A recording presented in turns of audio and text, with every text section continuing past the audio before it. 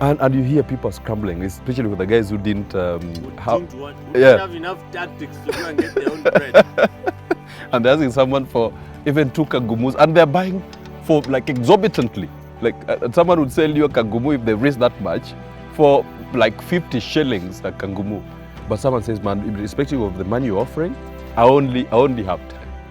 So the shopkeepers sometimes would be malicious. Some of them were malicious, you know. The most expensive thing I ever bought was bread and milk. That's the most expensive thing. It was like 1,000 shillings for those two, because I never got the change back. I still want the change, by the way. These guys just took my K and gave me bread and milk like this, just one packet. Never got the change. Or like, my friend, do you want to come and get the change from the shop? I'm like, nope, no, I'd rather have this bread and this milk and go on my merry way. That's all I need right now.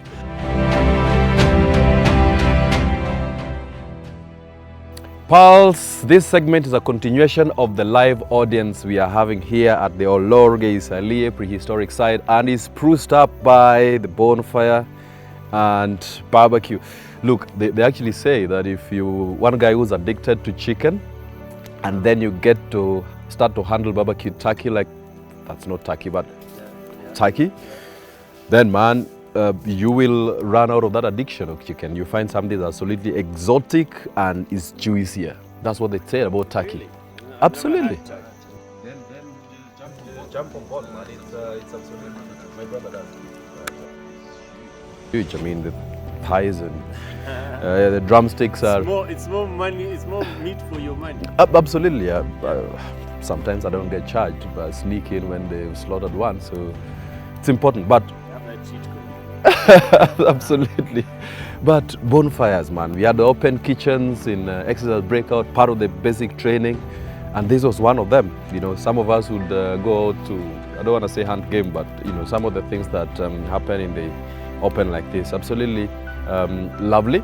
So wow, back to the audience. Guys have been asking absolutely profound questions, and this field is going to be open, and it is open to you guys out there who are able to jump in to help in this all-important discourse. And it's to put out information that is, legit, to be put out there and allowable to be put out there, to help someone to just satisfy their curiosity, one, and two, to possibly help someone who's a hopeful to actually get it easy to run with it, and three, hopefully, discourage someone who doesn't just have it.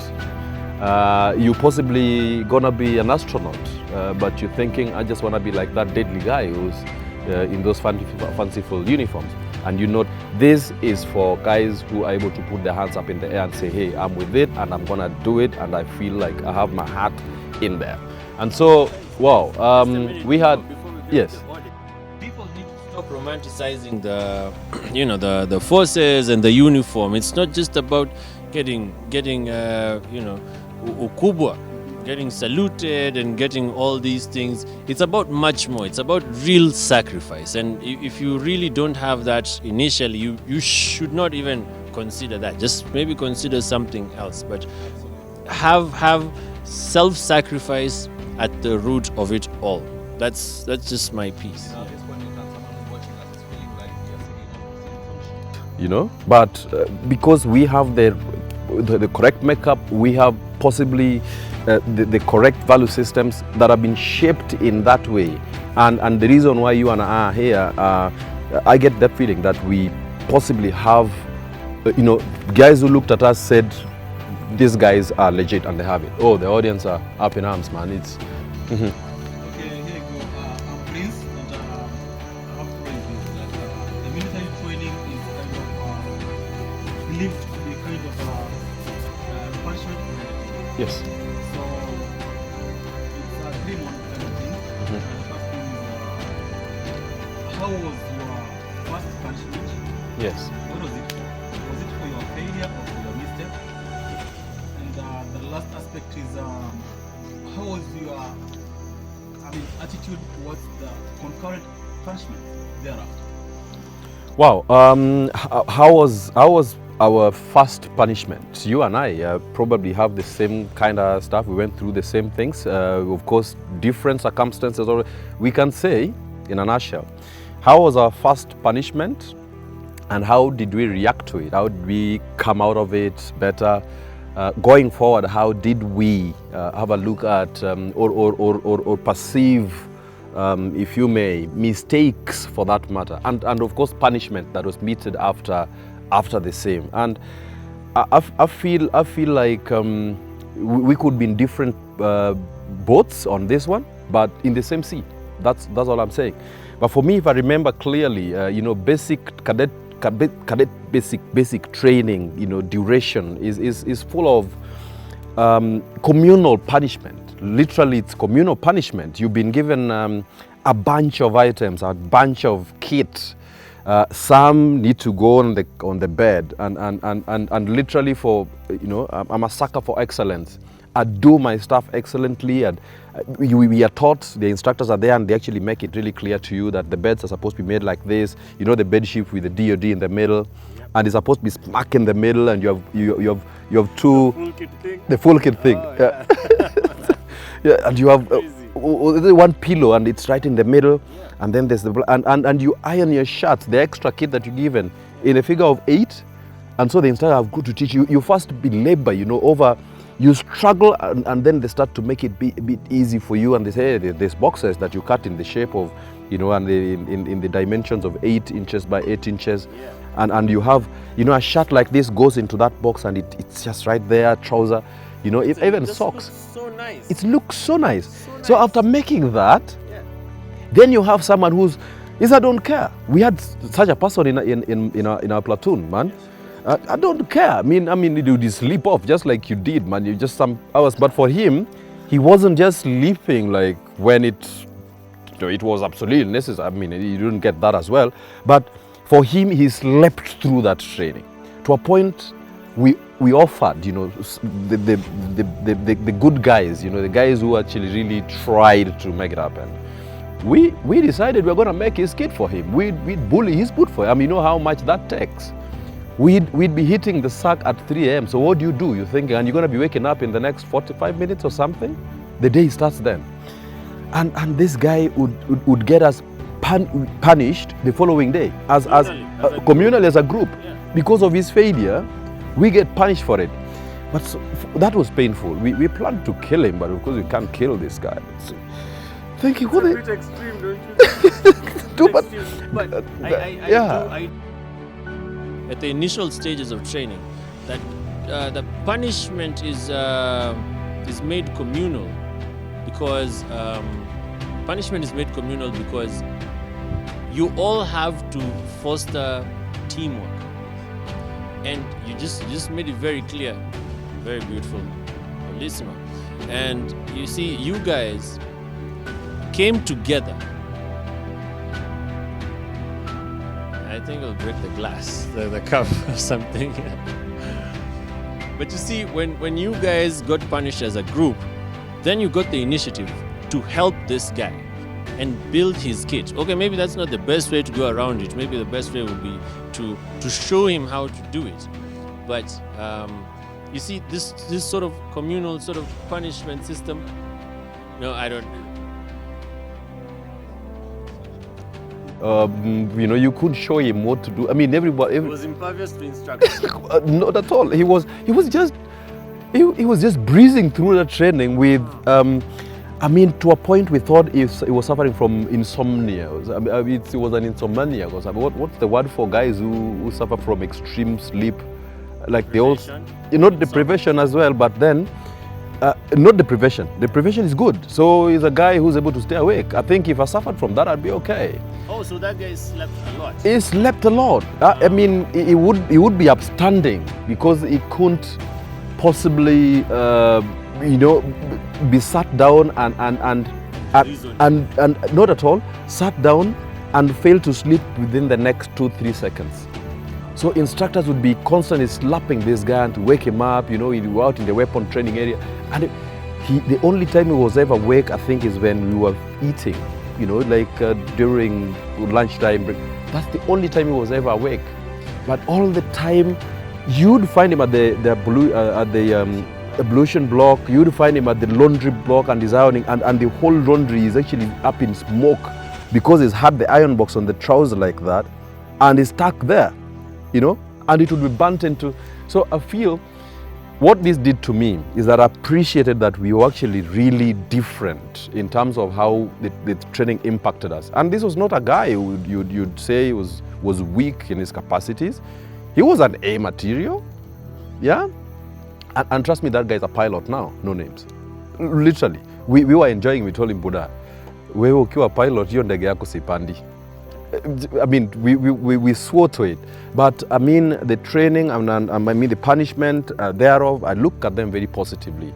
It builds some level of resilience in us, 1, 2, apart from us planning to kill him. I mean, but we secretly planned to. You would never have gotten away with that. Absolutely. But we said, but if this guy is, well, it's crazy. We prayed for him. I mean, we actually did pray for this guy. So, you know, but I mean, it developed in us a level of togetherness that you would not find anywhere. You know, in the contemporary world today, if someone is suffering, you know, they suffer alone. And I think in terms of punishment, as well, there's a level of individuation with the way punishment are meted. You're not going to be suffering for my mistakes unless it's really, you know, portfolio leader or holder. And it say that in your department something did go down, but in most cases, and that's why people have this laissez-faire kind of attitude out here, because they can pretty much get away with it. Yes. But the word for someone who sleeps a lot, and I think that's a narcoleptic. So I think maybe he was suffering from narcolepsy or something, maybe, and that's just a problem. So I guess we should go to the next guy. Yeah, okay. Okay. Mine is simple. What came to your mind when you first heard that? When you first heard that you would be in an operation, and what came to your mind, and what was the operation about? Operations are pretty much what happens and what goes into your mind the moment you are. You know, they deployed. You know, they told there's a mission at stake, there's a task. A lot goes in your mind, and it's not just in your mind like that. Like, fine, let's pick up arms and run there. But this is going to be more clear clearer in the next episode when we're handling, you know, ops real time. And by the way, for guys who are interested, this is going to be particularly handled under, you know, the making of a super soldier. The series are absolutely, whoa, lovely. And man, you know, I can't wait to have you therein, because I know you've been exposed to real-time operations, you know, across the border. So that's going to happen next. Maybe we take on the next question before, but as I said, that's going to be in the next episode, man. So you can't wait to check this out. You know, after training, basically you are an operator, you are a commander, and the business of the profession of arms is to go do the real business.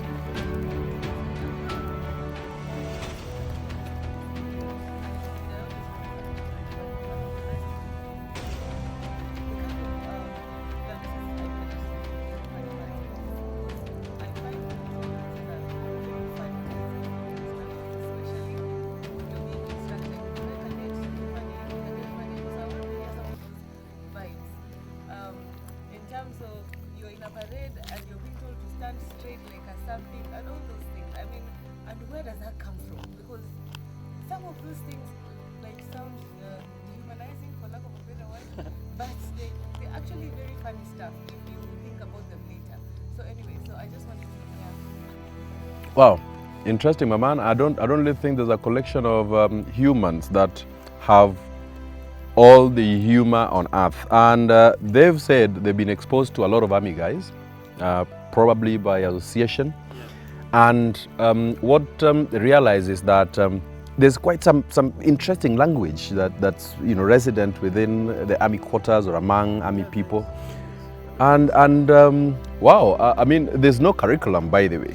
I just don't know how personnel found it there. And the first one for me, which was absolutely, you know, shocking, is when we had guys, you know, you get even through the selection period.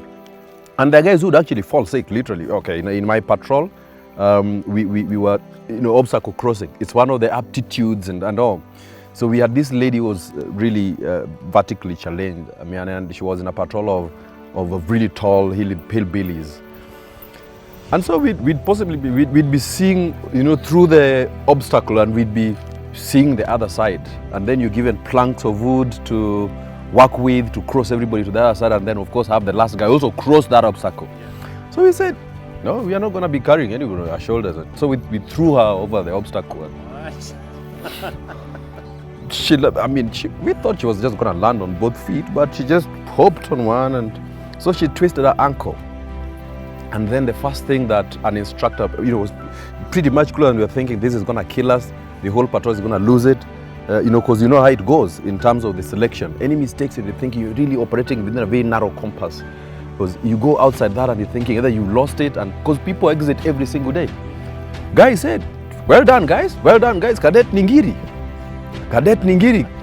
Kinonda ya fisi. That's a very famous saying, Cadet Ningiri.